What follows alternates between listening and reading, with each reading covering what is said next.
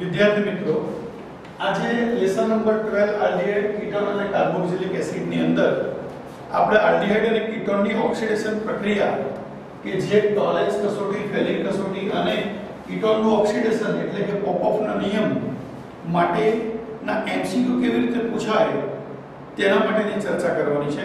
તો સૌપ્રથમ તમારે આ પીડીએફ ડાઉનલોડ કરવાની છે આપણી વેબસાઇટમાં જઈને, રાઈટ. પીડીએફ ડાઉનલોડ કર્યા પછી તેની અંદરના ક્વેશ્ચન આન્સર આપણે સમજતા જઈએ.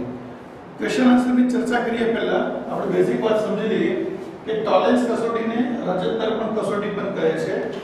આ કસોટી એલિફેટિક અને એરોમેટિક બંને પ્રકારના આલ્ડિહાઇડ આપે છે, બરાબર. આ કસોટી દરમિયાન એમોનિકલ સિલ્વર નાઇટ્રેટનો ઉપયોગ કરવામાં આવે છે. પ્રક્રિયા દરમિયાન આલ્ડિહાઇડનું ઓક્સિડેશન થઈ અને કાર્બોક્સિલિક એસિડ મળે છે, બરાબર. આ પ્રક્રિયા કીટોન આપતા નથી. અને કયા પ્રકારના આલ્ડિહાઇડ આપે તો એક્ઝામ્પલ આપેલા છે ફોર્માલ્ડિહાઇડ છે, એસિટાલ્ડિહાઇડ છે કે બેન્ઝાલ્ડિહાઇડ. આ બે તમારા એલિફેટિક આલ્ડિહાઇડ થાય, આ તમારા એરોમેટિક આલ્ડિહાઇડ થાય. આ પ્રક્રિયા આપે, બરાબર, પણ કીટોન પ્રક્રિયા આપતા નથી. આ કીટોન છે તો એ ટોલેન્સ કસોટી આપતા નથી. ટોલેન્સ કસોટી પછી બીજી એક કસોટી છે ફેલિંગ કસોટી. ફેલિંગ કસોટીમાં બે પ્રકારના દ્રાવણોનો ઉપયોગ થાય છે. ફેલિંગ એ કોપર સલ્ફેટનું જલીય દ્રાવણ, Fehling B sodium potassium tartrate plus NaOH. આ બંનેના મિશ્રણને જ્યારે આલ્ડિહાઇડ સાથે પ્રક્રિયા કરવામાં આવે તો પ્રક્રિયાની અંદર આલ્ડિહાઇડનું ઓક્સિડેશન કાર્બોક્સિલિક એસિડમાં થાય છે અને Cu2O ના લાલ રંગના અવક્ષેપ મળે છે આપણને પ્રક્રિયાના અંતે. આ કસોટી ફક્ત એલિફેટિક આલ્ડિહાઇડ આપે છે જેમ કે ફોર્માલ્ડિહાઇડ અને એસિટાલ્ડિહાઇડ, પણ બેન્ઝાલ્ડિહાઇડ જેવા એરોમેટિક આલ્ડિહાઇડ કે આવા કીટોન આ ઓક્સિડેશન પ્રક્રિયા આપતા નથી. ફેલિંગ કસોટી જેવી એક બીજી કસોટી છે જેનું નામ છે બેનેડિક્ટ કસોટી. એ સેમ ટુ સેમ ફેલિંગ કસોટી જેવી છે. એમાં સોડિયમ પોટેશિયમ ટાર્ટ્રેટની જગ્યાએ સોડિયમ પોટેશિયમ સાઇટ્રેટ લેવામાં આવે છે. શું લેવામાં આવે છે? સોડિયમ પોટેશિયમ સાઇટ્રેટ આ લેવામાં આવે છે. ઓકે, બાકી બધું સેમ ટુ સેમ. આ કસોટી પણ બેનેડિક્ટ કસોટી પણ કોણ આપે છે? ફક્ત એલિફેટિક આલ્ડિહાઇડ આપે છે, એરોમેટિક આલ્ડિહાઇડ કે કીટોન આપતા નથી. ત્યાર પછી આપણે કીટોનનું ઓક્સિડેશન જેને આપણે કહીએ છીએ પોપોફનો નિયમ. દોસ્તો અહીંયા એક્ઝામ્પલ મેં લીધું છે પેન્ટેન 2ON નું. કોનું એક્ઝામ્પલ? Pentane 2ON. હવે એનું ઓક્સિડેશન કીટોનનું સરળતાથી ઓક્સિડેશન પ્રબળ ઓક્સિડેશન કરતા જેવા કે KMnO4/H2SO4 વડે કરી શકાય છે. આ ઓક્સિડેશન જ્યારે કરીશું તો કીટોન જે છે તે હંમેશા ઓછા કાર્બન ધરાવતા ભાગ સાથે જવાનો પ્રયત્ન કરશે. આવું પોપોફના નિયમમાં કીધેલું છે. આ જે કાર્બોનિલ સમૂહ જે છે એ કોની બાજુ રહેવાનો પ્રયત્ન કરશે? એવી કાર્બન શૃંખલા પસંદ કરશે કે જ્યાં ઓછા કાર્બન હોય. તો આટલા ભાગનું ઓક્સિડેશન થઈ અને આપણને મળશે એસિડ, અને આ ભાગની અંદર આટલા ભાગનું ઓક્સિડેશન થઈને પણ શું મળશે આપણને? એસિડ. કેવી રીતે આવે છે સમજી લઈએ કે બ્રેકેટમાં O એટલે ઓક્સિડેશન સમજવાનું. અહીંયાથી એક ઓક્સિજન અહીંયા જતો રહ્યો એટલે આટલો ભાગ તો આટલો જ દેખાય છે. એક ઓક્સિજન આવ્યો, આ ઓક્સિજન આવી ગયો અને અહીંયાથી એક હાઇડ્રોજન આવ્યો. થઈ ગયું CH3COOH. હવે અહીંયા શું રહ્યું? CH3CH2 લખી દીધા. આ H અહીંયા જતો રહ્યો એટલે બાકી શું રહ્યા? CH ને બે ઓક્સિજન નામ મૂકી દો એટલે થઈ ગયું પ્રોપેનોઇક એસિડ. તો આ તમારી મુખ્ય નિપજ થઈ દોસ્તો. આ તમારી કઈ નિપજ થઈ દોસ્તો? મુખ્ય નિપજ થઈ, બરાબર. ઓકે, તો આ રીતે તમારે પોપોફના નિયમનું પાલન કરવાનું છે. એની ગૌણ નિપજ પૂછે. સપોઝ ગૌણ નિપજ શું હોય? તો ગૌણ નિપજ એની શું થાય? તો સપોઝ આ રીતે વિભાજન થાય તો આટલો અહીંયા જેટલા કાર્બન કેટલા વધ્યા? એક કાર્બન વાળો એસિડ લખી દેવાનો. અહીંયા કેટલા કાર્બન જાય? 1 2 3 4 તો 4 કાર્બન વાળો એસિડ લખી દેવાનો. તો આ તમારી કેવી નિપજ થઈ? ગૌણ નિપજ. જ્યારે આ તમારી કેવી નિપજ થઈ? મુખ્ય નિપજ. તો તમને કોઈ પણ પ્રકારનો કીટોન આપ્યો હોય તો એનું ઓક્સિડેશન કયા નિયમના આધારે થાય છે? પોપોફના નિયમના આધારે સરળતાથી ઓક્સિડેશન થાય છે. એમાં મુખ્ય નિપજ કઈ બને? કાર્બોનિલ સમૂહ એ બાજુના જ ભાગ સાથે જવાનો પ્રયત્ન કરે જ્યાં ઓછા કાર્બન હોય. ઓકે, તો હવે વર્કશીટની અંદર દોસ્તો આ પ્રશ્નો મેં લખેલા છે, બરાબર. ટોલેન્સ, ફેલિંગ કસોટી અને પોપોફના નિયમ આ લખેલું છે ઉપર, બરાબર. તો પહેલો ક્વેશ્ચન, નીચેનામાંથી કોણ ટોલેન્સ કસોટી મુજબ નિપજ આપે છે? બેન્ઝાલ્ડિહાઇડ, એસિટાલ્ડિહાઇડ, બ્યુટેનોન અને A અને B બંને. દોસ્તો બેન્ઝાલ્ડિહાઇડ આને કહેવાય એસિટાલ્ડિહાઇડ. બ્યુટેનોન કોને કહેવાય? તો CH3 C double bond O CH2 CH3. બ્યુટેનોન એ દોસ્તો કીટોન છે. કીટોન એ ટોલેન્સ પ્રક્રિયા આપતો નથી, એટલે આમાં તમારો જવાબ આવશે કયો? A અને B બંને. ઓકે. હવે બીજો ક્વેશ્ચન જો, નીચેનામાંથી કોણ ટોલેન્સ કસોટી મુજબ નિપજ આપે નહીં? એના એક ઓપ્શન છે બેન્ઝાલ્ડિહાઇડ, એસિટાલ્ડિહાઇડ, બ્યુટેનોન અને A અને B બંને. તો આપશે કોણ નહીં? બ્યુટેનોન. બરાબર? ઓકે. ત્રીજો ક્વેશ્ચન જો, નીચેનામાંથી કોણ ફેલિંગ, એના કોર્સમાં બેનિડિક્ટ પર લખી દીધું છે, કસોટી મુજબ નિપજ આપે? તો એની અંદર ફક્ત એલિફેટિક આલ્ડિહાઇડ જ લેવાના. એટલે ઓપ્શન એને જ છે બેન્ઝાલ્ડિહાઇડ, એસિટાલ્ડિહાઇડ, બ્યુટેનોન અને A અને B બંને. તો જવાબ શું આવશે? એસિટાલ્ડિહાઇડ નિપજ આપશે. કઈ કસોટી દ્વારા? ફેલિંગ કસોટી દ્વારા. જ્યારે બેન્ઝાલ્ડિહાઇડ અને બ્યુટેનોન બંને ફેલિંગ કસોટી આપતા નથી. ત્યાર પછી નીચેનામાંથી કોણ ફેલિંગ અને બેનિડિક્ટ કસોટી મુજબ નિપજ ન આપે? તો નિપજ ન કોણ આપે? તો બેન્ઝાલ્ડિહાઇડ અને બ્યુટેનોન. એટલે જવાબ આવશે A અને C બંને. ઓકે દોસ્તો. હવે પાંચમો ક્વેશ્ચન છે, નીચેનામાંથી કોણ પોપઅપના નિયમ મુજબ નિપજ આપશે? બેન્ઝાલ્ડિહાઇડ, એસિટાલ્ડિહાઇડ, બ્યુટેનોન અને A અને B બંને. તો બ્યુટેનોન જે છે એ સરળતાથી પોપઅપના નિયમ પ્રમાણે ઓક્સિડેશન પામશે. બરાબર? છઠ્ઠો ક્વેશ્ચન કીધો છે 2 બ્યુટેનોન નીચેનામાંથી પોપઅપના નિયમમાં કઈ નિપજ આપશે? તો દોસ્તો આ 2 બ્યુટેનોન છે, પોપઅપના નિયમ પ્રમાણે આપણે ઓક્સિડેશન કરીએ KMnO4 કહેવાય છે. કાઠો ભાગ જે છે એ શું કરશે? CH3COOH બનાવશે અને અહીંયા બે કાર્બન રહ્યા એટલે પાછું શું મળશે આપણને? CH3COOH. એટલે એસિટિક એસિડના બે અણુ મળશે. એટલે આમાં દોસ્તો મેં ભૂલમાં C માર્કિંગ કર્યું છે બ્યુટાનોઇક એસિડ, પણ જવાબ આવશે B. આટલું કરેક્શન કરવાનું છે, રાઈટ? ઓકે. 2 બ્યુટેનોન પૂછ્યું તો, રાઈટ? હવે આપણે 2 પેન્ટેનોન નીચેનામાંથી પોપઅપના નિયમ મુજબ કઈ મુખ્ય નિપજ આપે? તો આપ્યું છે 2 પેન્ટેનોન. આ રીતે તમારી સામે છે, ધીસ ઇઝ 2 પેન્ટેનોન. તો મુખ્ય નિપજ કઈ આપશે? એક એસિટિક એસિડ અને બીજી પ્રોપેનોઇક એસિડ. આ બે મુખ્ય નિપજ આપશે. જો તમને ગૌણ નિપજ પૂછી હોત તો જવાબ આવત કયો? બ્યુટેનોઇક એસિડ. તો દોસ્તો આ રીતે ટોલેન્સ કસોટી, ફેલિંગ કસોટી અને પોપઅપના નિયમ પરથી તમને MCQ પૂછતા હોય છે. આ ટેબલ જેવું બનાવેલું છે, તમારે ખાસ યાદ રાખવાનું છે. ઓકે ફ્રેન્ડ્સ, તો હવે આપણે આયોડોફોર્મ કસોટી માટેની ચર્ચા કરીશું. વિદ્યાર્થી મિત્રો, હવે આપણે આયોડોફોર્મ કસોટી એટલે કે હેલોફોર્મ કસોટી માટેની ચર્ચા કરવાની છે.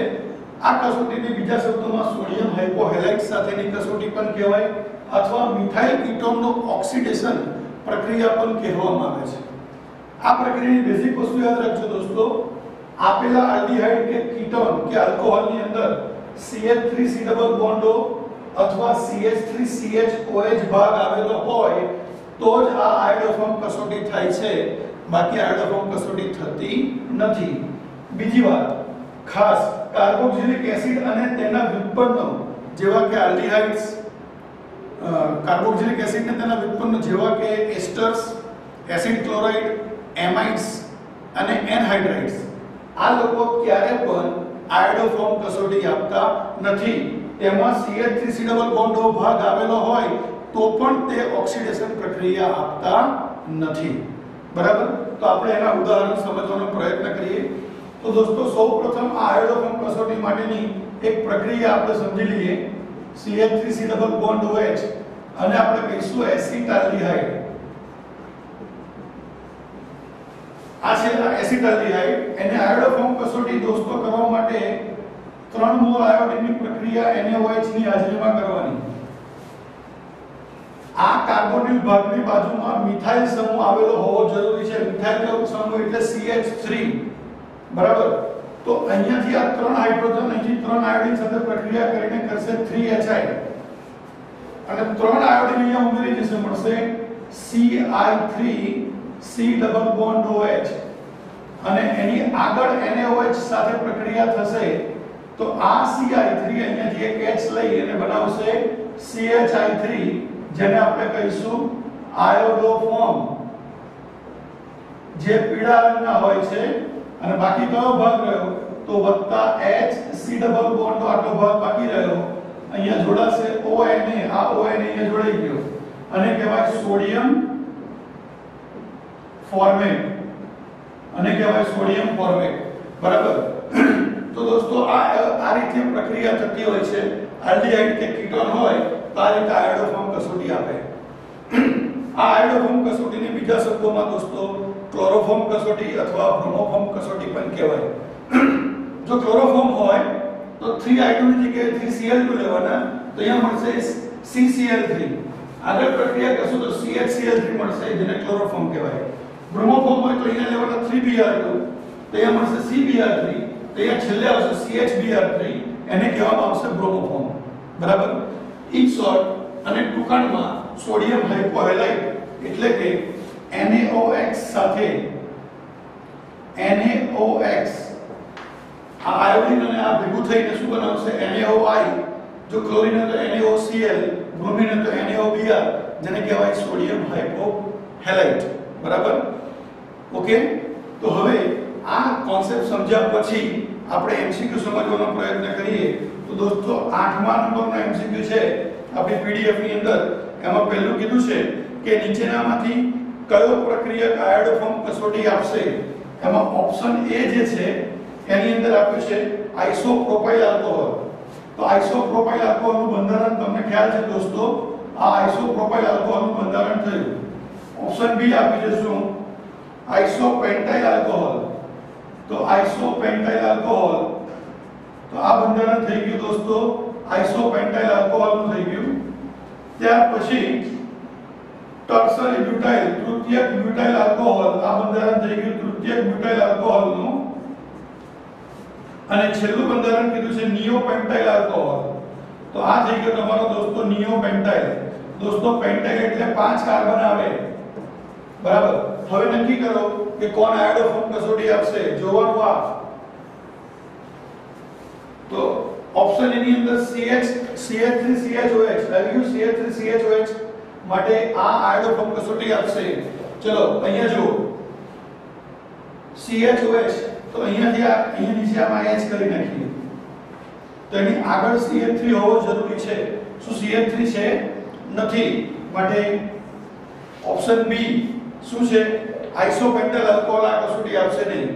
વિચાર, અહીંયા CH હોવો જોઈએ, અહીંયા કાર્બન સાથે હાઇડ્રોજન નથી, માટે શું કરશે? તે આયોડોફોર્મ કસોટી આપશે નહીં, બરાબર. અહીંયા પણ તમે જો, અહીંયા ધારકાને H નીચે આમ વિસ્થાપિત કરી નાખો તો CHOH થઈ ગયું, પણ આગળ CH3 હોવો જોઈએ. અહીંયા કાર્બન એકલો જ છે, માટે D ઓપ્શન પર આયોડોફોર્મ કસોટી આપશે નહીં. માટે જવાબ શું આવશે? ઓપ્શન A આઇસોપ્રોપાઇલ આલ્કોહોલ એ આપણને આયોડોફોર્મ કસોટી આપશે. Is it clear? ઓકે, હવે દોસ્તો 9મા ક્વેશ્ચનની ચર્ચા કરીએ. તો 9મો ક્વેશ્ચન શું છે કે નીચેનામાંથી કયું સંયોજન આયોડોફોર્મ કસોટી આપે છે? એમાં પહેલું આપ્યું છે ઓપ્શન ઇથેનોલ. ઇથેનોલ એટલે CH3CH2OH. બીજો ઓપ્શન આપ્યું છે B બેન્ઝાઇલ આલ્કોહોલ એટલે બેન્ઝીન પર CH2OH. ત્રીજો ઓપ્શન આપ્યું છે C બ્યુટેનોલ CH3CH2CH2CH2OH, આ છે બ્યુટેનોલ. અને છેલ્લું ઓપ્શન D છે. D ઓપ્શન આપણને આપ્યું છે એક પણ નહીં. તો જો આ CH2 છે, એમાં H ને નીચે લખી દો, આમ નીચે H. તો અહીંયા તમે જો આટલો ભાગ CH3CHOH આ ભાગ જેવો છે, માટે ઇથેનોલ આ કસોટી આપશે. અહીંયા બેન્ઝાઇલ આલ્કોહોલમાં અહીંયા ધારો કે H કરી દો આમ નીચે, બરાબર. તો શું આગળ CH3 છે? નથી, માટે બેન્ઝાઇલ આલ્કોહોલ આ કસોટી આપશે નહીં. એ રીતે આ OH સાથે અહીંયા H ને આમ નીચે લખો તો CHOH આવે, તો આગળ CH3 હોવું જોઈએ. CH3 નથી, માટે બ્યુટેનોલ પણ આ કસોટી આપશે નહીં. માટે જવાબ આવશે શું? ઓપ્શન A એ આ કસોટી આપશે. ઓપ્શન A શું છે દોસ્તો? ઇથેનોલ. હવે 10મા નંબરનો ક્વેશ્ચન છે.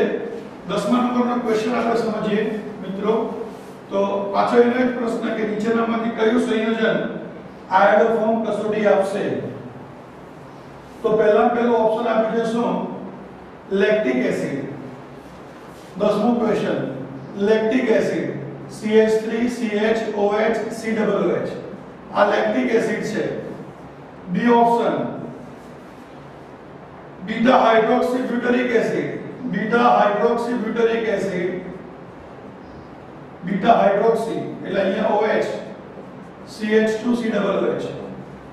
Option C butane 2 CH3CO CH2CH3 અને ઓપ્શન ડી આપ્યું છે શું બધા જ.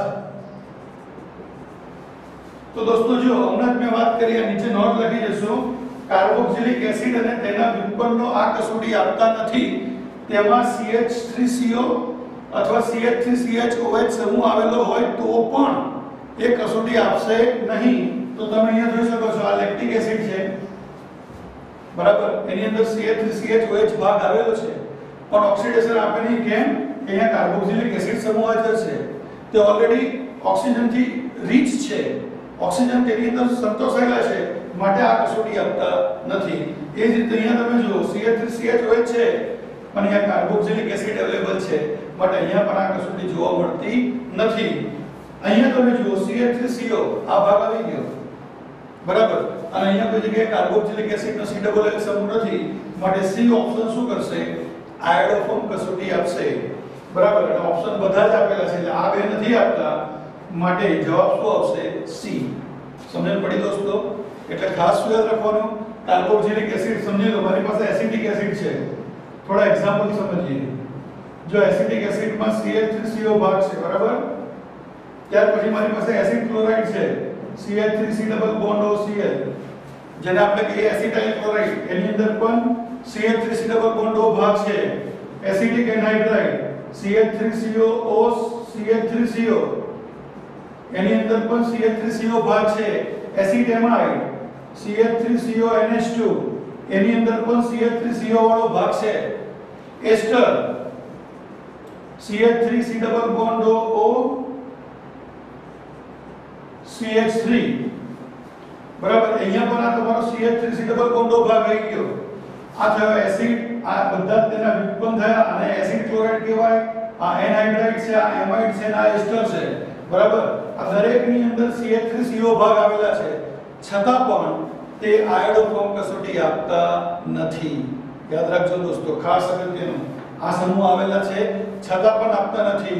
તો આયોડોફોર્મ કસોટી કોણ આપશે દોસ્તો? તો આલ્કોહોલ આપી શકે, આલ્ડીહાઇડ આપી શકે કે કીટોન આપી શકે. ખાસ યાદ રાખજો બરાબર. તો હવે મિત્રો એના પછીનો નેક્સ્ટ ક્વેશ્ચન છે 11મો ક્વેશ્ચન. તો ક્વેશ્ચન નંબર 11,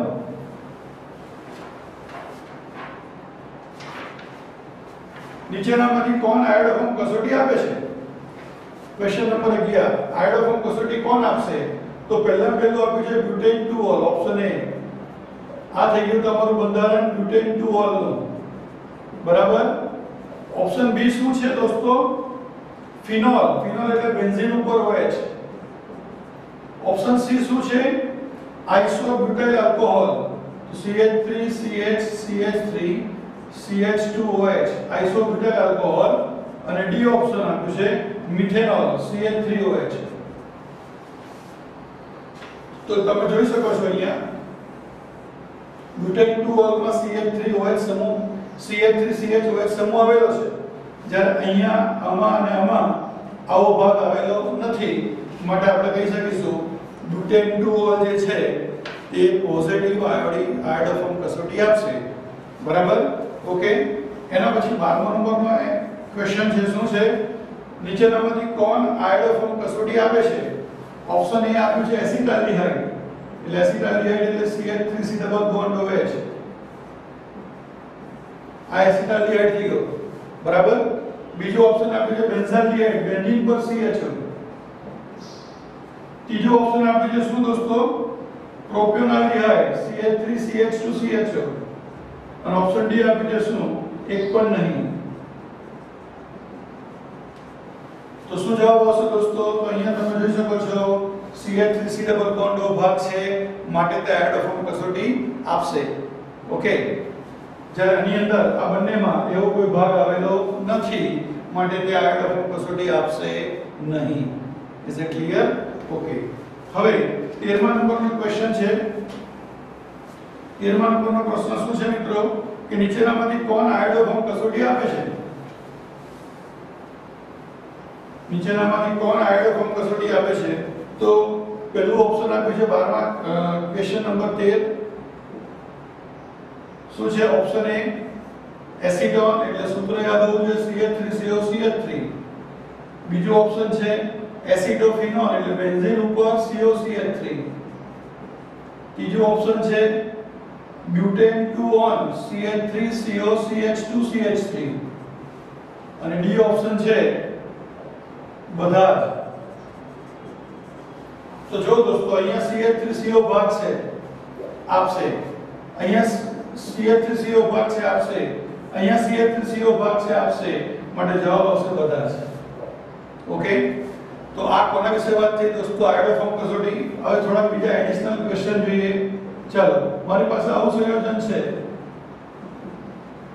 આનું નામ શું થશે મિત્રો? વિચારો. 5 કાર્બન છે અને ત્રીજા કાર્બન પર કીટોન છે, પેન્ટેન 2 on 3 on સોરી. શું આ પેન્ટેન 3 on એ આયોડોફોર્મ કસોટી આપશે? નહીં આપે. કેમ કે CH3CO ભાગ નથી, પણ CH2CO ભાગ આવે છે. CH3 હોવો જરૂરી છે. કાર્બોનિલ ભાગની બાજુમાં શું હોવો જોઈએ? મિથાઇલ સમૂહ હોવો જરૂરી છે. બરાબર? અહીંયા CH2 સમૂહ છે, માટે એ કસોટી આપશે નહીં. પણ ધારો કે તમને આવું કીધું હોય પેન્ટેન 2 on, તો પેન્ટેન 2 on માં અહીંયા આ બાજુના લેફ્ટ સાઈડના ભાગમાં CH3CO છે, માટે તે શું કરશે? આયોડોફોર્મ કસોટી આપશે. ધારો કે મારી પાસે આવું છે બેન્ઝોફિનોલ, બેન્ઝીન CO અને પછી પાછું બેન્ઝીન. શું આયોડોફોર્મ કસોટી આપશે? નહીં આપે. કેમ કે CH3CO CO છે પણ CH3 ભાગ જ નથી. આ રીતે ક્વેશ્ચન બીજા પણ પૂછાઈ શકે છે દોસ્તો તમને. બરાબર? એક બીજો ટોપિક લઈ લઈએ, ચર્ચા કરીએ છીએ ત્યારે. ધારો કે મારી પાસે એક સંયોજન છે CH3 CH double bond CH CO CH3. બરાબર? આનું આપણે IUPAC નામ લખીએ તો 1 2 3 4 5, એનાથી લઈએ તો 1 2 3 4. નામ થશે શું? Pant 3 in 2 on. Pant 3 in 2 on. શું આ સંયોજન આયોડોફોર્મ કસોટી આપશે? યસ. અહીંયા CH3CO ભાગ છે, માટે આયોડોફોર્મ કસોટી આપશે ને આપશે. બરાબર? ડબલ બોન્ડનું ઓક્સિડેશન થતું નથી. આયોડોફોર્મ કસોટીમાં ફક્ત મિથાઇલ કીટોન ભાગનું ઓક્સિડેશન થાય છે. કયા ભાગનું ઓક્સિડેશન થાય છે? Methyl ketone. ડબલ બોન્ડ કે ટ્રિપલ બોન્ડ આવેલો હોય તેનું ઓક્સિડેશન થતું નથી. ધારો કે અહીંયા આ H કાઢીને ઉપર CH3 મૂકી દઉં, તો શું નામ થશે અહીંયા? 4 મિથાઇલ પેન્ટ 3 in 2 on. શું આ આયોડોફોર્મ કસોટી આપશે? યસ આપશે. CH3CO ભાગ છે એટલે આપશે, પણ આ ડબલ બોન્ડ વાળો ભાગ પાસે ઓક્સિડેશન થતું નથી. ફક્ત ઓક્સિડેશન કયા ભાગ પર થશે? CH3CO ભાગ પર થશે. ઓકે દોસ્તો, આ રીતે આયોડોફોર્મ કસોટીનો કોઈને કોઈ ક્વેશ્ચન 100% નીટ JEE માં ઘણી બધી વખત પૂછાય છે. બરાબર? એટલે આ કોન્સેપ્ટને ધ્યાનથી સમજી અને બીજા કોઈ પણ પ્રકારના ક્વેશ્ચન તમારી સામે આવે તો તમે એને આ કોન્સેપ્ટને ધ્યાનમાં રાખીને એટેમ્પ્ટ કરવાનો પ્રયત્ન કરશો તો જવાબ તમારો 100% સાચો આવશે. ઓકે ફ્રેન્ડ્સ, મિત્રો હવે આપણે કાર્બોક્સિલિક એસિડની એસિડિકતા માટેની વાત કરવાની છે. હવે કાર્બોક્સિલિક એસિડમાં જોવાનું શું? તો બે પ્રકારના ક્રિયાશીલ સમૂહ રહેલા હોય. EDG એટલે ઇલેક્ટ્રોન દાતા સમૂહ, જે ધન પ્રેરક અસર દર્શાવતા હોય, એ એસિડિકતામાં ઘટાડો કરે. એની અંદર જો CH3 એકલો હોય, પછી ઇથાઇલ સમૂહ હોય, દ્વિતીયક હોય, કાં તો તૃતીયક પ્રકારનો આપણી પાસે એટલે કે 3 મિથાઇલ સમૂહ આવેલા હોય, તો શું થાય? કાર્બોક્સિલિક એસિડની અંદર આ જે ઓક્સિજન જે છે તેની ઉપર ઓક્સિજન પરમાણુમાં રહેલા ઇલેક્ટ્રોનની ઘનતાને શું કરે? વધારે. તેથી H+ સરળતાથી મુક્ત થઈ શકતા નથી. આ હાઇડ્રોજન જે છે એ મુક્ત થતો નથી, અને જો હાઇડ્રોજન મુક્ત ના થાય તો એસિડિકતામાં શું થાય? ઘટાડો થાય. એનાથી ઊંધું, જો ઇલેક્ટ્રોન વિડ્રોઈંગ ગ્રુપ હોય, ઇલેક્ટ્રોન આકર્ષક સમૂહ હોય, તો એસિડિકતા વધારે. એનો મતલબ NO2 હોય, cyanide, fluorine, chlorine, bromine, iodine, આ ક્રમ આપેલો છે. સૌથી વધારે એસિડિક NO2 વાળા હોય, ઓછા એસિડિક આયોડિન વાળા હોય, રાઈટ? તો એમાં શું થાય? આ જ કાર્બોક્સિલિક એસિડની અંદર જે OH સમૂહ આવેલો છે તેમાં ઓક્સિજન પરમાણુ પર ઇલેક્ટ્રોનની ઘનતા ઘટાડે. કેમ કે આ લોકો શું કરે? આ ઇલેક્ટ્રોનને પોતાની તરફ ખેંચી લે એટલે ઘનતા ઘટે, માટે હાઇડ્રોજન સરળતાથી મુક્ત થાય અને સરળતાથી મુક્ત થાય માટે એસિડિકતામાં શું થાય? વધારો થાય. બરાબર દોસ્તો. અને છેલ્લે ઓર્થો અસર, જેવી રીતે એમાઇનમાં આપણે શીખ્યા હતા ઓર્થો અસર, તેવી જ ઓર્થો અસર અહીંયા પણ આપી છે કે ઓર્થો વિસ્થાપિત બેન્ઝોઇક એસિડ હંમેશા વધુ એસિડિક હોય છે. તેમાં ઇલેક્ટ્રોન દાતા સમૂહ હોય કે ઇલેક્ટ્રોન આકર્ષક સમૂહ હોય, પણ ઓર્થો વિસ્થાપિત બેન્ઝોઇક એસિડ હંમેશા કેવા હોય છે? વધુ એસિડિક હોય છે. તો દોસ્તો આ કોન્સેપ્ટને આધારે આપણે પ્રશ્નોની ચર્ચા કરીએ. તો પહેલો પ્રશ્ન 14મા નંબરનો, નીચેનામાંથી કોની એસિડિકતા વધુ છે? Option A alpha chloroacetic acid, alpha alpha dichloroacetic acid, alpha alpha alpha trichloroacetic acid અને એસિટિક એસિડ. આપણને જે કયા નંબરનો ક્વેશ્ચન છે? 14મા નંબરનો. તો પહેલા આપણને ખબર હોવી જોઈએ કે આલ્ફા ક્લોરોએસિટિક એસિડ કોને કહેવાય? તો આને કહેવાય alpha chloroacetic acid, right? Alpha alpha dichloroacetic acid એનો મતલબ શું થાય? તો આ થયો આલ્ફા આલ્ફા ડાઇક્લોરોએસિટિક એસિડ, બે Cl આવી જાય. આલ્ફા આલ્ફા આલ્ફા ટ્રાઈ મતલબ આ થઈ ગયો આલ્ફા આલ્ફા ટ્રાઇક્લોરોએસિટિક એસિડ. અને છેલ્લે આપ્યું છે આપણને એસિટિક એસિડ. બરાબર. તો દોસ્તો તમે મને જવાબ આપો કે આ Cl કેવો છે? તો એ ઇલેક્ટ્રોન વિડ્રોઈંગ ગ્રુપ છે, રાઈટ? ઇલેક્ટ્રોન આકર્ષક સમૂહ છે. મતલબ આલ્ફા પોઝિશન પર જ્યાં વધારે Cl હશે તે વધુ એસિડિક હશે. માટે જવાબ શું આવશે આપનો? C. આ વધુ એસિડિક. બરાબર. તમને આ જ પ્રશ્નમાં પૂછ્યું ઓછો એસિડિક કોણ? તો એસિટિક એસિડ. કેમ કે આલ્ફા સ્થાન પર હેલોજન છે જ નહીં. ઓકે. તો દોસ્તો આ 14મા નંબરનો ક્વેશ્ચન થયો. હવે 14મા નંબરના ક્વેશ્ચનની સાથે એક બીજા એક્સ્ટ્રા ક્વેશ્ચનની વાત કરીએ દોસ્તો. આપણી પાસે બધા જ આવા સમૂહ છે. Alpha chloroacetic acid, alpha bromo acetic acid, alpha iodo acetic acid અને alpha fluoro acetic acid. Alpha સ્થાન પર હેલોજન સમૂહ બદલાઈ જાય છે, ક્લોરીન, બ્રોમિન, આયોડીન અને ફ્લોરીન. તો પૂછે આમાં વધારે એસિડિક કોણ? તો ફ્લોરીન કેવા હશે? વધુ એસિડિક. કેમ કે ફ્લોરીનની વિદ્યુત ઋણતા વધારે છે. બરાબર. જ્યારે ઓછા એસિડિક હોય તો જવાબ શું આવત? Alpha iodo acetic acid. બરાબર દોસ્તો.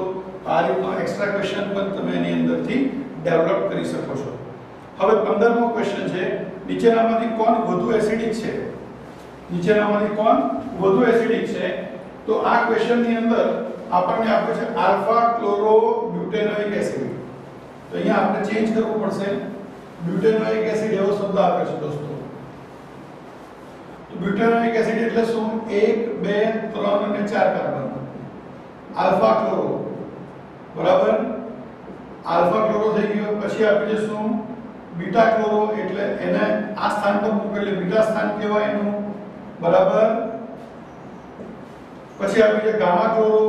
તો ગામા ક્લોરોમાં શું થાય? આ સ્થાન પર આવી જાય કોણ? Cl. અને છેલ્લે આવી જાય ઓપ્શનમાં બ્યુટેનોઇક એસિડ.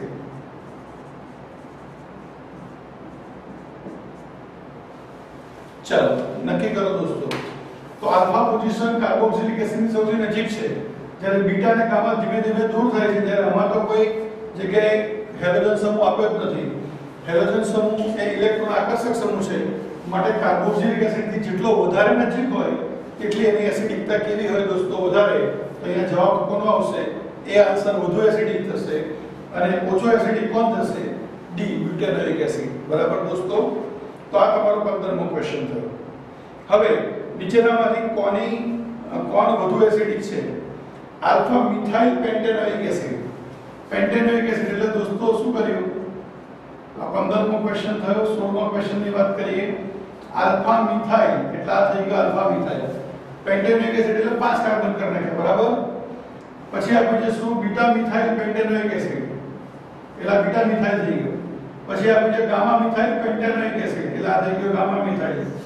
અને અહીંયા પછી આપણે જે ખાલી પેન્ટેનોઇક એસિડ. પૂછ્યું કોણ વધુ એસિડિક? તો અહીંયા તમે જોઈ શકો છો આ CH3 સમૂહ આવી ગયા. કયા સમૂહ આવી ગયા? CH3 સમૂહ. CH3 સમૂહ કેવા છે? ઇલેક્ટ્રોન દાતા છે. અને જેટલા ઇલેક્ટ્રોન દાતા સમૂહ વધારે હોય તેટલી એસિડિકતા ઓછી હોય. માટે તમને વધુ એસિડિક પૂછે તો તમારો જવાબ કોણ આવશે? પેન્ટેનોઇક એસિડ. અને ઓછો એસિડિક પૂછે તો તમારો જવાબ આવશે આલ્ફા મિથાઇલ પેન્ટેનોઇક એસિડ. તો 16મો પ્રશ્ન બે રીતે પૂછાય કે વધુ એસિડિક કોણ, તો પેન્ટેનોઇક એસિડ, અને એની નીચે 17મો પ્રશ્ન આપ્યો છે કે ઓછો એસિડિક કોણ, તો તમારો જવાબ શું થઈ જશે? Alpha methyl pentanoic acid, right? કેમ? મિથાઇલ સમૂહ કેવો છે દોસ્તો? ઇલેક્ટ્રોન દાતા છે, એટલે ખાસ તમારે જોવાનું કે કયો ક્રિયાશીલ સમૂહ આપણને આપેલો છે, બરાબર? હવે આની અંદરથી બીજો એક ક્વેશ્ચન ડેવલપ કરીએ. સપોઝ આપણી પાસે આવું છે,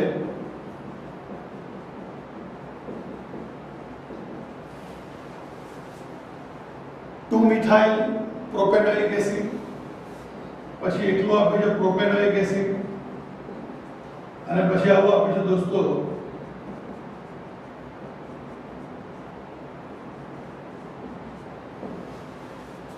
અને છેલ્લે આવું લીધું acidic acid.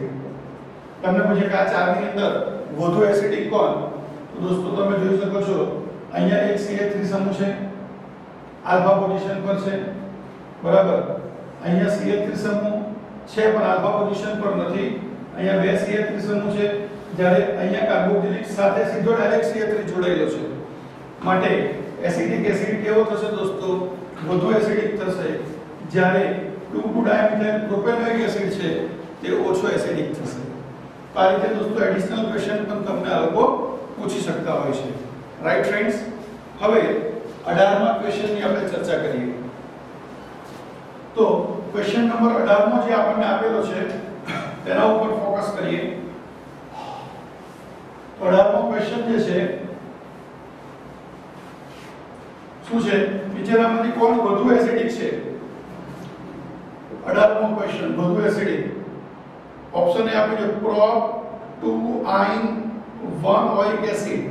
Prop oic acid એટલે COOH, 1 અને 2 આયન એટલે ટ્રિપલ બોન્ડ, બરાબર? તો અહીંયા આવશે H, બરાબર? આ ઓપ્શન એ થઈ ગયું તમારું. ઓપ્શન બી આપ્યું છે શું તમને દોસ્તો? Benzoic acid, COOH.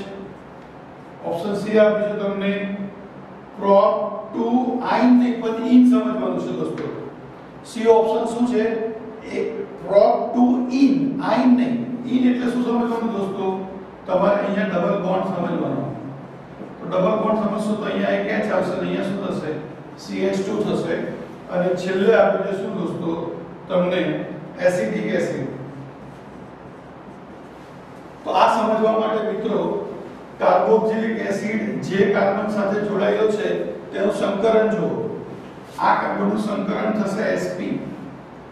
અહીંયા કાર્બોક્સિલિક એસિડ આ કાર્બન સાથે જોડાયેલો છે, એનું સંકરણ થશે sp2.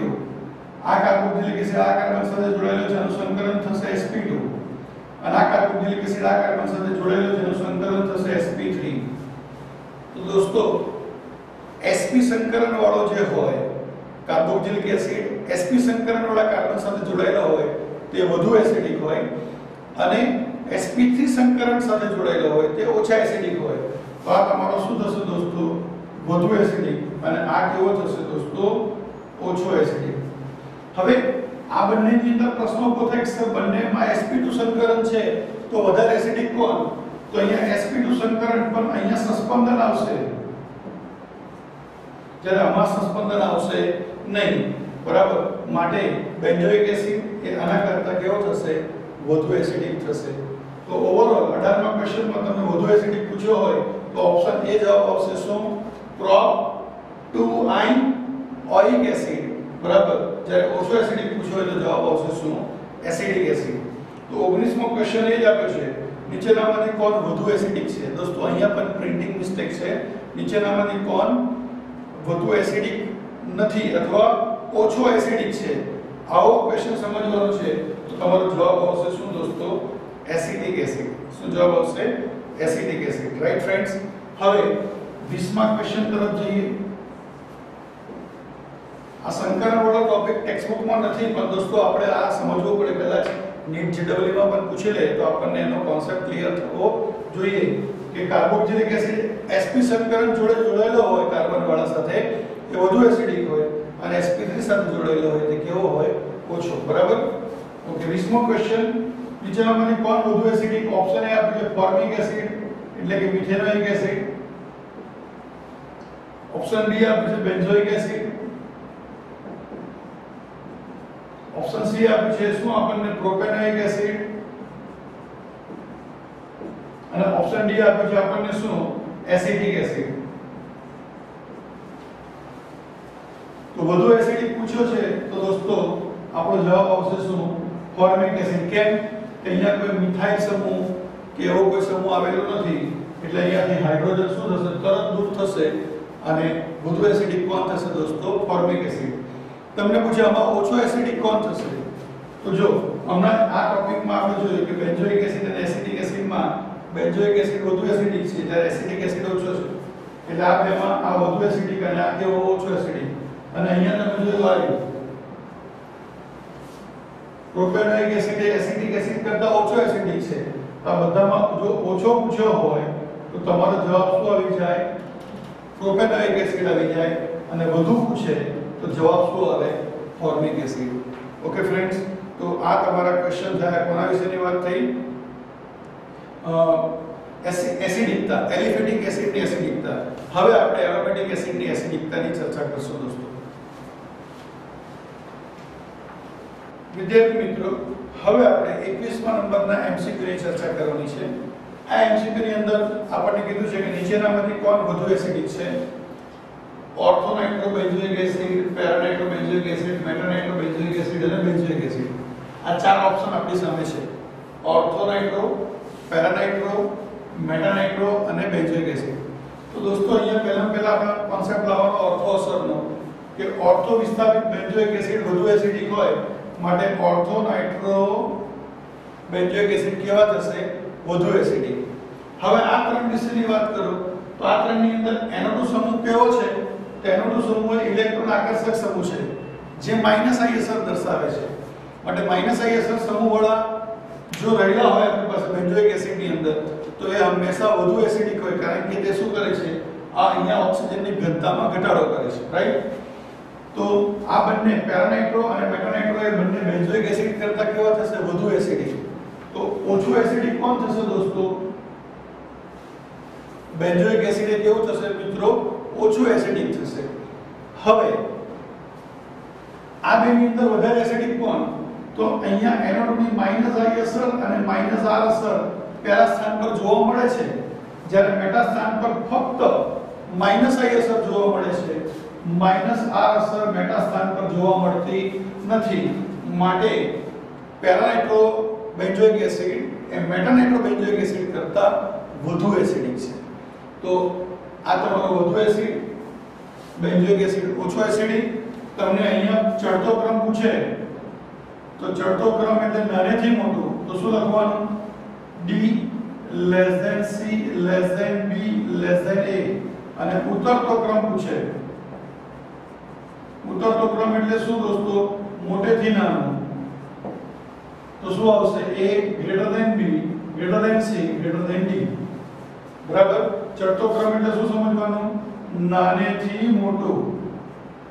અને ઉતરતો ક્રમ એટલે શું સમજવાનું? મોટેથી નાનું. ઓકે દોસ્તો, હવે આ તો તમારે ખાલી એક જ NO2 વાળાની વાત થઈ. હવે સપોઝ આપણી પાસે આવું છે COOH NO2 ઓર્થોનાઇટ્રો. આ ઓપ્શન એ સમજો આ એક્સ્ટ્રા ક્વેશ્ચન છે દોસ્તો.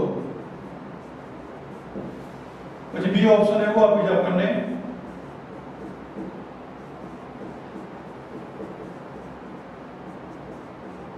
2,4-Dinitrobenzoic acid. સી ઓપ્શન આપણને એવું આપ્યું છે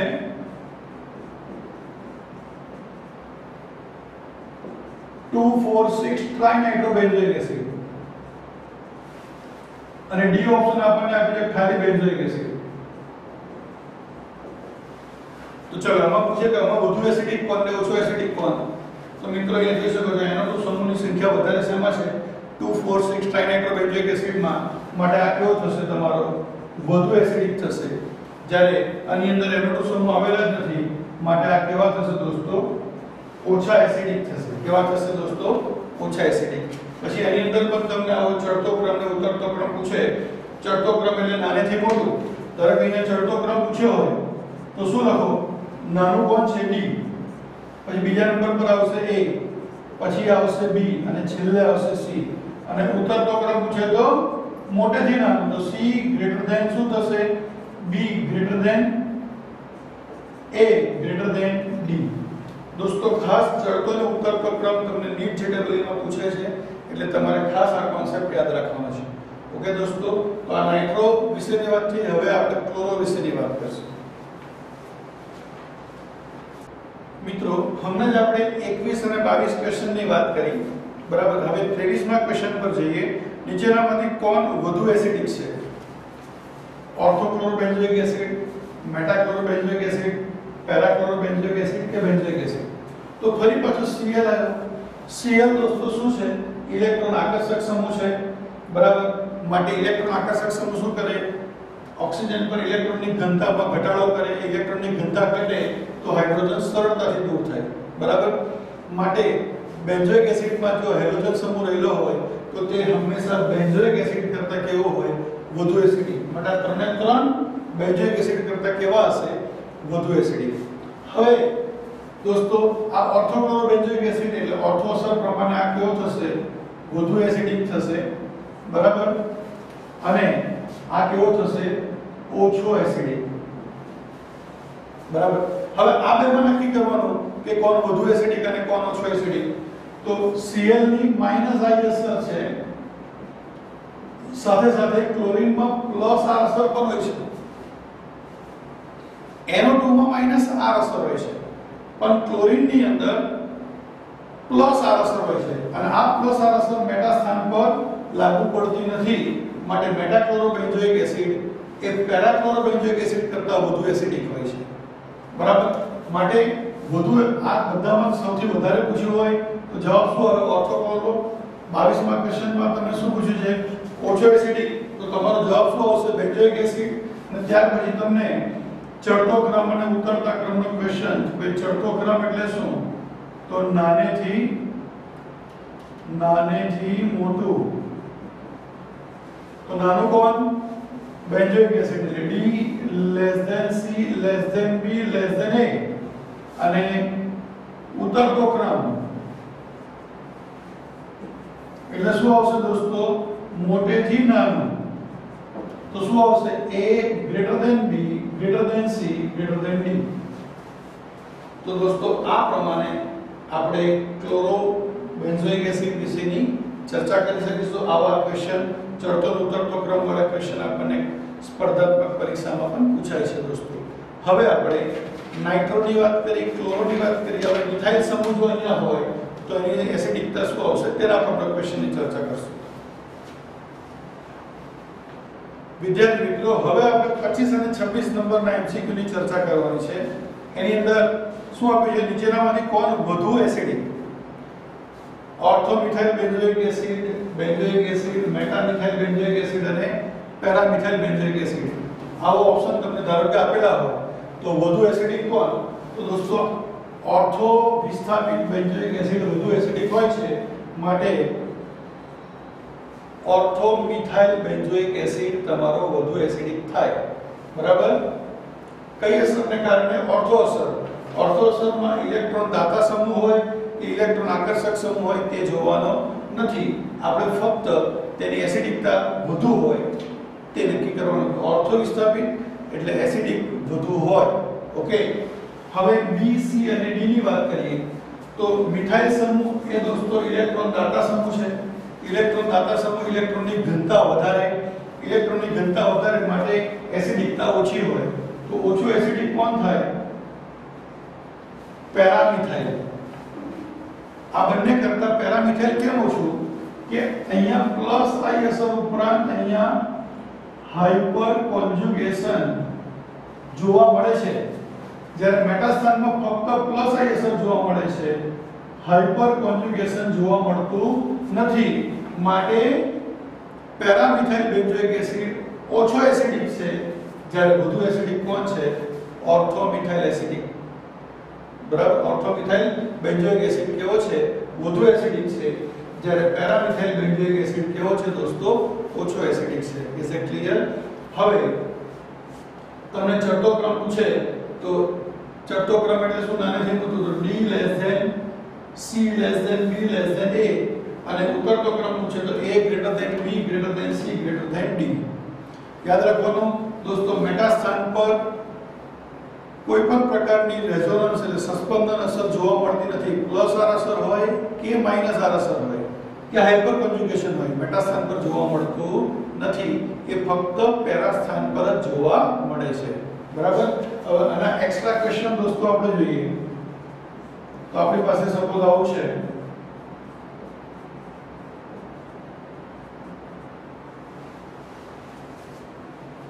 ત્યાર પછી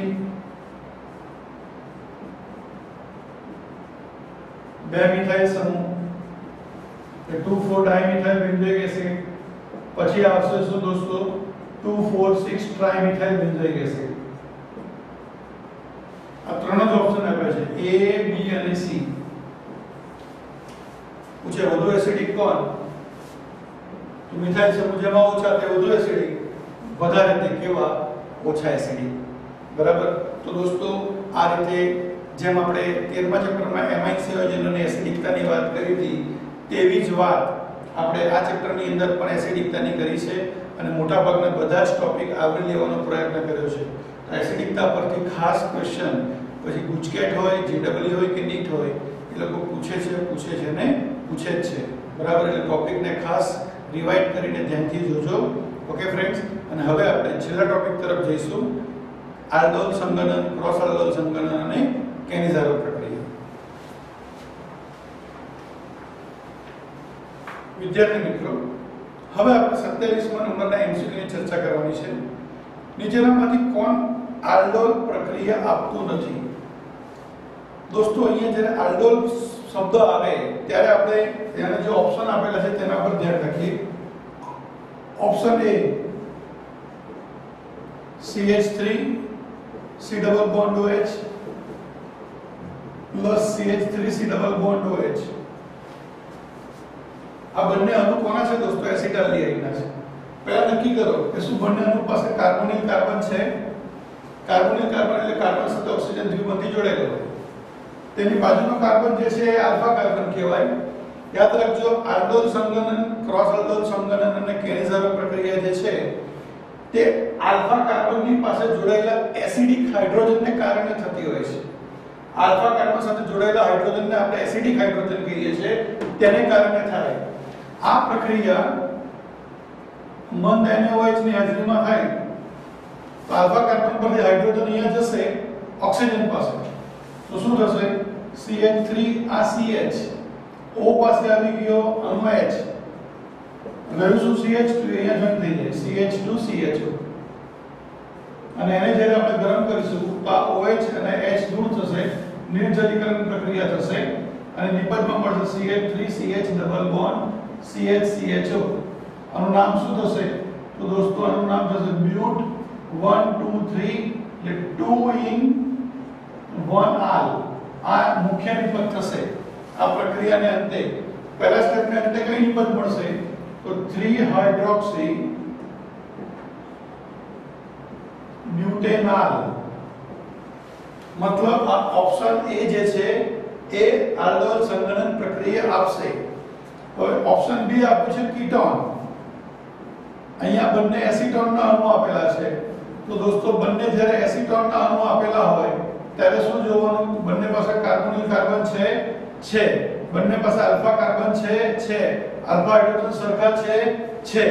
તો જ્યારે આ પ્રક્રિયા થશે મંદ NaOH ની હાજરીમાં શું થશે દોસ્તો?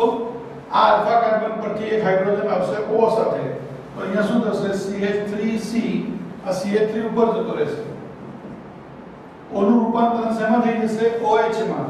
અને CH2 જોઈન થશે CH2 C double bond O CH3. આનું તમે નામ બનાવો તો કીટોનની પ્રબળતા વધારે 1 2 3 4 5.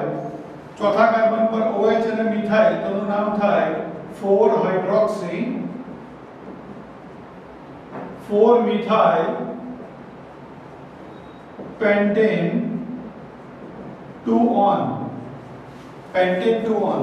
અને જ્યારે આપણે એને ગરમ કરીશું તો અહીંયાથી OH અને અહીંયાથી H માઈનસ થશે H2O, મળશે શું? CH3C CH3 આ બે વચ્ચે બંધ ઉમેરાશે double bond CH C double bond O CH3. હવે તમારે એનું નામ બનાવવું હોય તો પાછો અહીંથી નંબર આપો 1 2 3 4 અને 5 કાર્બન બંધને નંબર આપો 1 2 3 4 તો નું નામ થશે શું 4 મિથાઇલ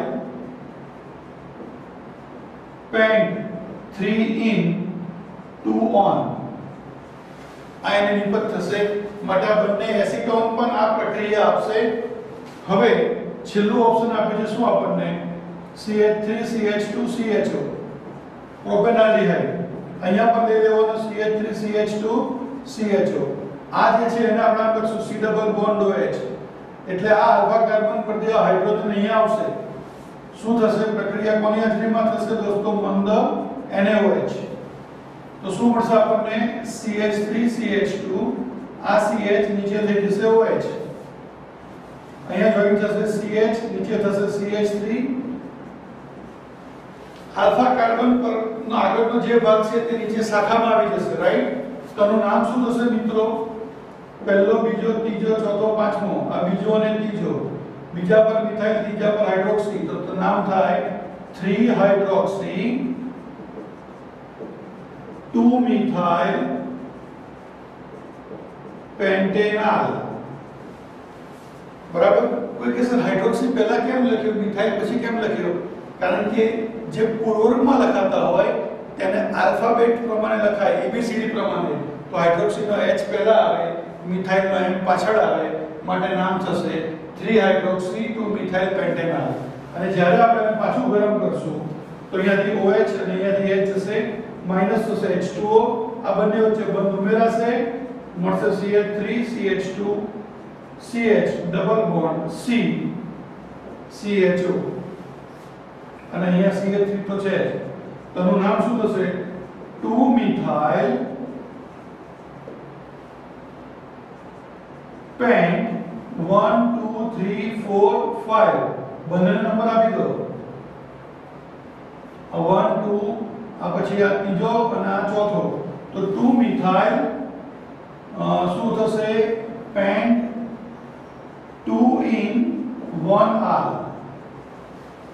માટે A B અને C દોસ્તો ત્રણેય ઓપ્શને પ્રક્રિયા આપી માટે જવાબ આવશે શું બધા જ પ્રક્રિયામાં શું કરે છે સ્વયં આલ્ડોલ સંઘનન આપે છે કેમ કે સ્વયં આલ્ડોલ સંઘનન માટેની જે કન્ડિશન છે કે બંને અણુ પાસે કાર્બોનિલ કાર્બન હોવો જોઈએ બંને પાસે આલ્ફા કાર્બન હોવો જોઈએ અને બંને પાસે આલ્ફા એસિડિક હાઇડ્રોજનની સંખ્યા સરખી હોવી જોઈએ જે ત્રણે ત્રણ અણુઓ ફૂલફિલ કરે છે માટે ત્રણે ત્રણ જે ઓપ્શન છે તે સ્વયં આલ્ડોલ સંઘનન આપે છે ઓકે દોસ્તો તો આ કોન્સેપ્ટમાં તમારી દોસ્તો આલ્ડોલ સંઘનન માટેની પ્રેક્ટિસ પણ પૂરી થઈ ગઈ ઓકે તો આલ્ડોલ સંઘનન માટેની નોંધ આપણને થિયરીમાં પૂછાય તો પણ આ રીતે લખવાનું છે ઓકે ફ્રેન્ડ્સ હવે આપણે નેક્સ્ટ ક્વેશ્ચનની ચર્ચા કરશું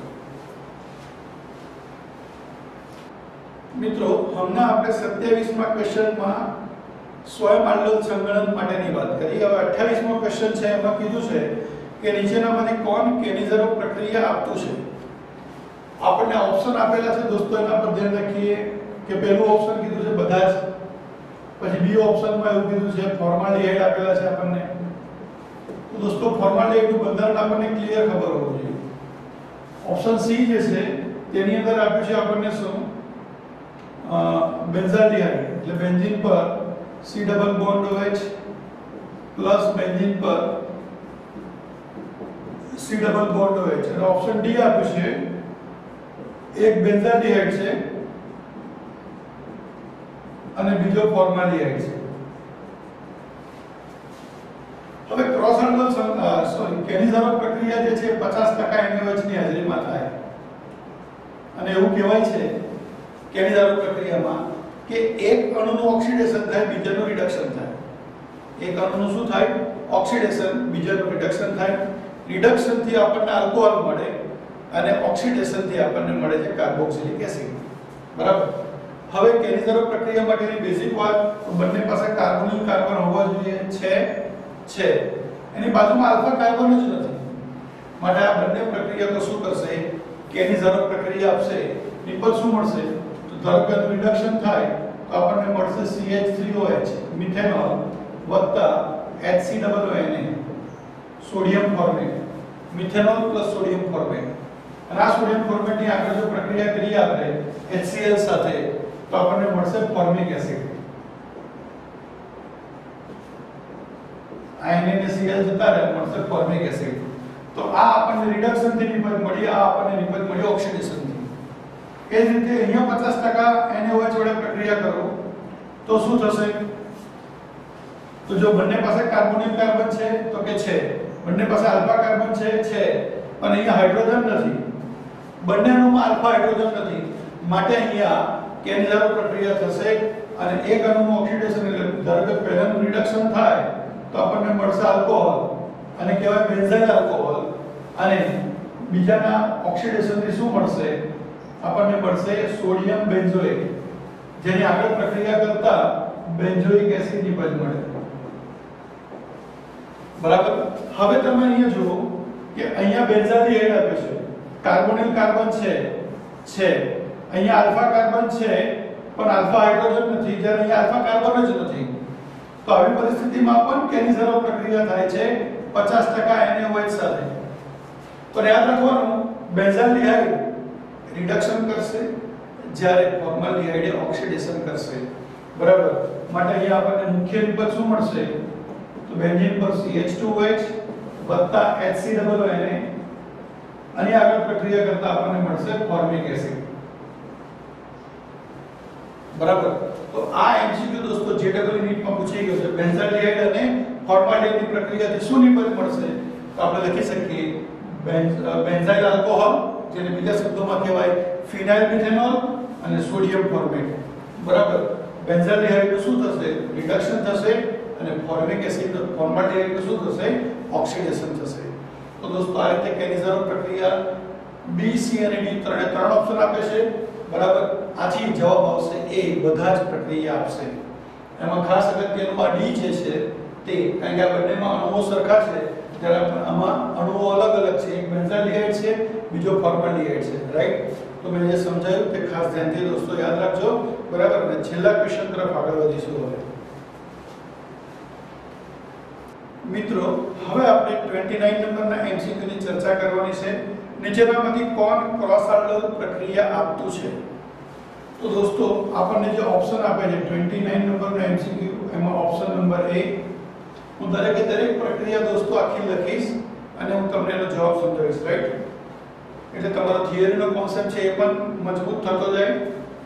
ક્રોસ આલ્ડોલ સંઘનન, તો પહેલું ઓપ્શન આપ્યું છે CH3 CH2 C double bond OH plus CH3 C double bond OH. મંદ NaOH ની હાજરીમાં પ્રક્રિયા થશે. ઓપ્શન પ્રમાણે સમજતા જઈએ તો દોસ્તો બંનેમાં કાર્બોનિલ કાર્બન છે, બંનેમાં આલ્ફા કાર્બન છે, આલ્ફા હાઇડ્રોજન અહીંયા 2, આલ્ફા હાઇડ્રોજન 3, તો આલ્ફા હાઇડ્રોજનની સંખ્યા સરખી નથી. તો અહીંયાથી આ H આવશે આ બાજુ ઓક્સિજન પાસે અને મળશે શું? CH3 CH2 CHOH, અને આ H અહીંયાથી નીકળી ગયો એટલે CH2 અહીંયા જોઈન્ટ થાય. આનું નામ થશે શું દોસ્તો? 3 હાઇડ્રોક્સી પેન્ટેનાલ. શું થશે? 3 હાઇડ્રોક્સી પેન્ટેનાલ. અને જેને આગળ ગરમ કરવામાં આવે તો OH અને H દૂર થઈને માઈનસ થશે H2O અને નિપજ શું મળશે? CH3 CH2 CH double bond CH CHO. એનું નામ થશે પેન્ટ. 1 2 3 4 2 in 1 આલ. શું થશે? પેન્ટ 2 in 1 આલ. તો આ જે કન્ડિશન છે કે બંને અણુ પાસે શું હોવું જોઈએ? Carbonyl carbon. બંને પાસે આલ્ફા કાર્બન, પણ આલ્ફા હાઇડ્રોજન સરખા હોતા નથી. આવી પરિસ્થિતિમાં જ ક્રોસ આલ્ડોલ સંઘનન થાય છે. બરાબર. ઓકે દોસ્તો. યસ. હવે ઓપ્શન નંબર B કીધું છે બધા જ આપે છે. ઓપ્શન નંબર C ની ચર્ચા કરીએ તો C માં શું કીધું છે? બેન્ઝાલ્ડિહાઇડ એટલે બેન્ઝીન પર શું? C ડબલ બોન્ડ OH વત્તા બેન્ઝીન પર COCH3 એસિડોફિનોન. પ્રક્રિયા લઈ લો મંદ NaOH ની હાજરીમાં. પહેલા જો બંનેમાં કાર્બોનિલ કાર્બન